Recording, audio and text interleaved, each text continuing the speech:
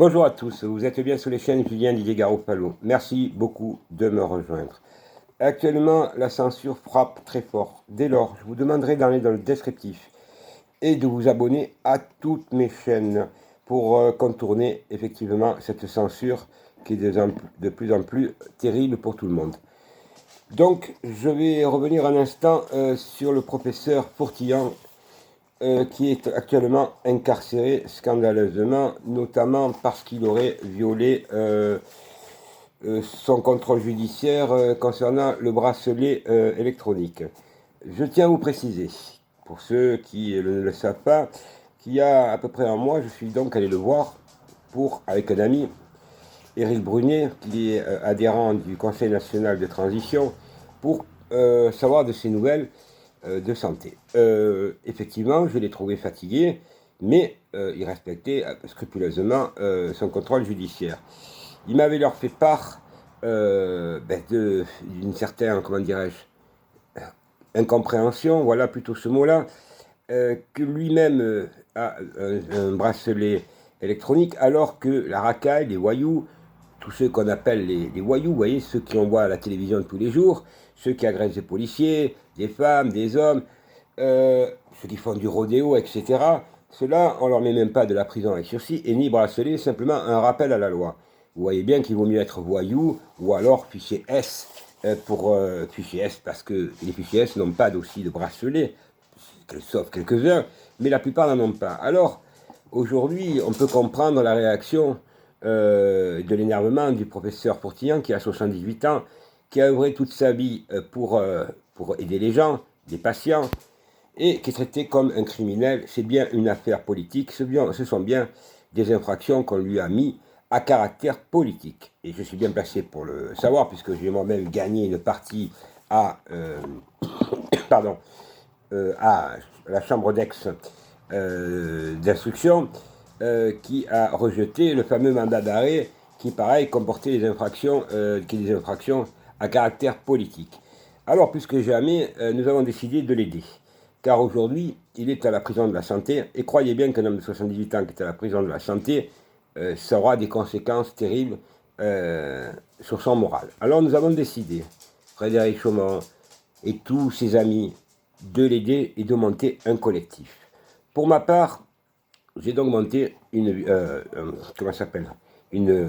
chaîne YouTube, c'est là où vous m'entendez, partagez-la, mais aussi Frédéric Chaumont a monté de son côté, on est ensemble, donc un site qui s'appelle www.pourtillant.fr.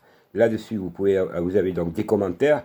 Je vous demanderai donc d'aller voir, de vous renseigner, ceux qui suivent et qui aiment le docteur Pourtillant, même tous les autres.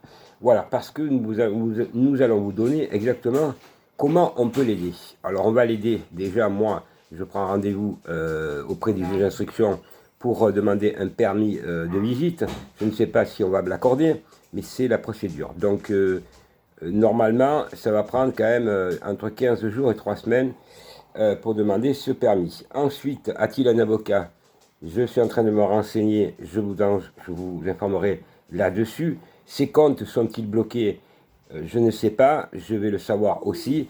Et à partir de là, nous l'aiderons en fonction de tous ces critères. Il y aura bien entendu d'autres critères en la circonstance. En tout cas, en ce qui me concerne, lundi celui-ci, lundi 15 à 20h, je serai donc chez journaliste Boutry, la Une TV. Je voudrais remettre un peu les pendules à l'heure, puisque certains me racontent que Boutry serait de l'opposition contrôlée, de ci, de là, que les autres là. Bon, je voudrais dire à tous ces gens-là, revenez sur Terre, parce que si M. Boutry m'a demandé et me donne un droit d'antenne, c'est parce que moi-même, je combats et j'aide M. Pourtillant, et il a été très sensible à ce qui se passe pour M. Pourtillant. Alors je demanderai à ces gens-là d'arrêter de fantasmer et de revenir les pieds sur terre. Parce que moi, ça fait longtemps que je les ai les pieds sur terre. Moi, je ne suis pas derrière un écran. Je suis derrière un écran, oui, mais je suis derrière un écran parce que je dois vous informer. Je dois vous aider juridiquement. C'est ce que je fais. Donc je ne fais pas que M. Pourtillant. Je fais tout le monde. J'aide tout le monde. C'est juridique. Mais il ne faut pas raconter des choses qui ne sont pas vraies. Je vais donc faire en même temps parler de M. Pourtillant lundi 15 à 20 h, rappelez-vous-le, passez le message, très important parce que je ferai des propositions, je suis du terrain, et croyez bien qu'on va aller tous ensemble, on va gagner la partie. Maintenant, c'est l'unité, ils veulent nous diviser pour mieux régner, on voit où ils veulent aller, on sait très bien qu'ils veulent nous dégager. Alors cette affaire de Jean-Bernard Portillan est le reflet de la société. Comment peut-on mettre un homme de 78 ans alors que des criminels ou des pédophiles sont actuellement en liberté et bien entendu même pas sous contrôle judiciaire certains. Alors c'est à nous à comprendre où on va, ce qu'on veut et si nous voulons vraiment vivre dans un monde meilleur et plus juste. Je crois, mesdames et messieurs, que vous me connaissez, je suis un garçon juste et un battant et je ne laisserai pas Jean-Bernard Portillan avec tous ses amis seul dans l'indifférence et au fin fond d'une géole telle que la prison de la santé, qui aura des répercussions très fortes sur lui. Je prendrai aussi de ses nouvelles et je vais aller certainement à Poitiers voir son épouse, Marianne, parce que je ne sais pas dans quel état elle est et je sais certainement qu'elle doit être vraiment profondément choquée de tout ce qui arrive. C'est une personne très discrète, je peux vous l'assurer, j'ai eu le plaisir de la rencontrer et très gentille. Voilà, je vous demanderai donc de passer le message, de vous abonner, d'aller donc dans le descriptif, vous avez toutes mes chaînes, vous avez aussi toutes les vidéos, vous avez tout, tout et tout. Donc maintenant, c'est à nous plus que jamais à sauver la France, à se serrer les coudes, à se battre. Comment peut-on accepter que les personnes âgées, que des jeunes fassent des poubelles pour manger? Comment peut-on accepter que des vieux, des personnes âgées sont mortes comme des chiens dans des sacs plastiques? Comment peut-on accepter qu'il y ait des suicides, qu'il y a des millions de chômeurs, à contrario de ce que nous raconte notre président mascarade, qui pour lui tout va bien?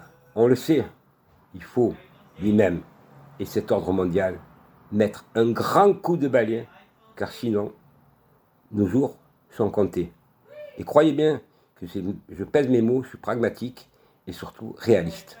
Merci à tous de votre confiance que vous m'accordez.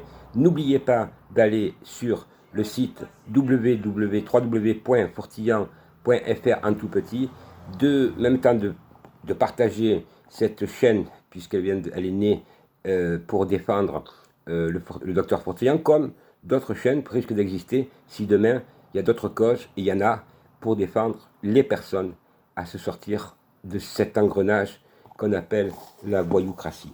Et surtout, à balayer ces francs-maçons qu'il faut interdire. C'est eux qui ont mis le chaos en France. Merci à tous et bonne soirée et bonne journée.